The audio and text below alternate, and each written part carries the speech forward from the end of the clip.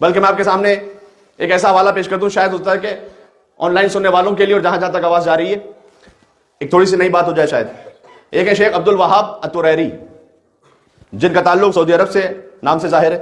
انہوں نے کتاب لکھی حدیث الغدیر مع سیدنا مولانا، سیدنا کا لفظ ہے وہاں پر علی ابن ابی طالب علیہ السلام بھی لکھا انہوں نے کتاب میں.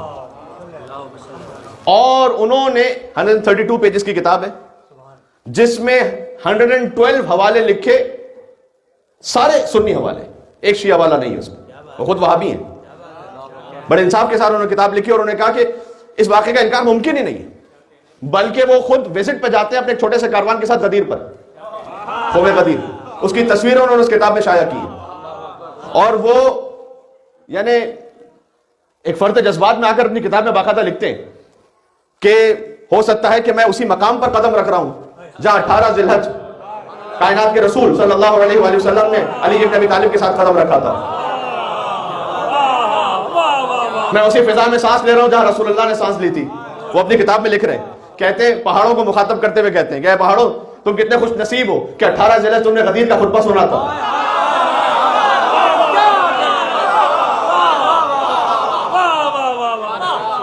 اب اس کتاب میں مشکل کیا ہے میں آگے بتاتا ہوں، لیکن وہ سب کچھ اس کو بیان کرتے ہیں اور ذکر کرتے ہیں، اور بلکہ کہتے ہیں کہ کننا اذا احب، میں اس کتاب سے اب پڑھ رہا ہوں یہ تحریر، کننا اذا احبنا یا اذا احب علی ابن ابی طالب، اگر ہم محبت کرتے ہیں علی ابن ابی طالب سے، نحب من یحبہ اللہ فی الملکوت الاعلی، تو ہم اس سے محبت کر رہے ہیں جس سے اللہ نے ملکوت اعلی میں محبت کی ہوئی ہے.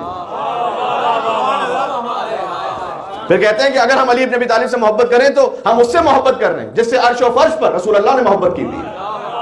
تو علی سے محبت کیا جرم ہے؟ تو حدیث غدیر کا انکار ممکن نہیں رہا.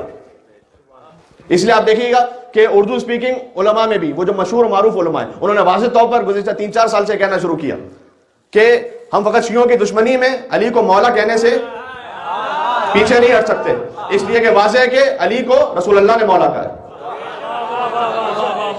اور کیسے انکار ہو سکتا ہے؟ سب سے قدیمی کتاب راد اہل سنت کی مسند احمد ابن حنبل، اس میں 5 جگہ غدیر کا ذکر موجود ہے. من کنت مولا فعلی مولا کی تعبیر کے ساتھ موجود ہے. لہذا حدیث غدیر کا انکار ممکن نہیں رہا. تو اب یہ شیخ عبد الوہاب طریری باقاعدہ جب وہ انٹرویو دے رہے ہیں، ان کے کچھ انٹرویوز موجود ہیں سوشل میڈیا پر، اور وہ انٹرویوز دے رہے ہیں تو ان ساری باتوں کو کہتے ہوئے کہ جب میں وہاں گیا اور غدیر خم میں میں نے دیکھا ان پہاڑوں کو، ان فضاؤں کو، زمین کو دیکھا، تو بات کرتے کرتے ان کی آواز بھرا رہی ہے.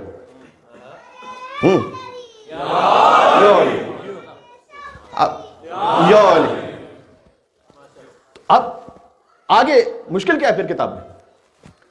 وہ یہ کہ مولا کے لفظ پر کوئی اشکال نہیں کر سکتا کہ کہا تھا یا نہیں کہا تھا.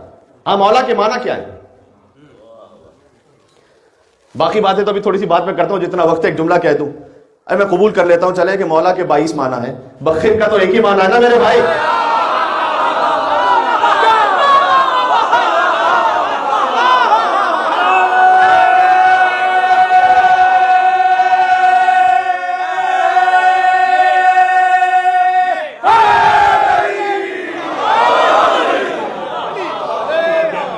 سمجھ میں آ رہی ہے؟